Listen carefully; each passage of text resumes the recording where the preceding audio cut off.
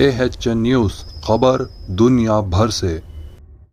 شہر کے عطاپور علاقے میں نامعلوم افراد نے سڑک پر کھڑے شخص پر حملہ کر دیا۔ ریاست تلنگانہ کے دارالحکومت شہر حیدرآباد کے علاقے عطاپور میں ایک سڑک پر کھڑے ہوئے تاجر پر کچھ نامعلوم افراد نے چاقوؤں سے حملہ کر دیا۔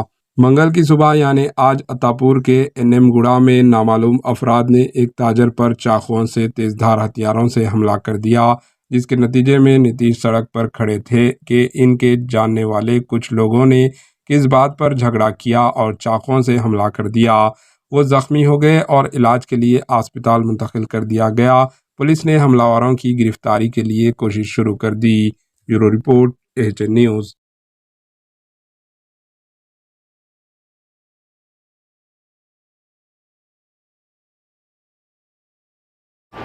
AHN نیوز کو لائک کریں، شیئر کریں اور سبسکرائب کرنا نہ بھولیں۔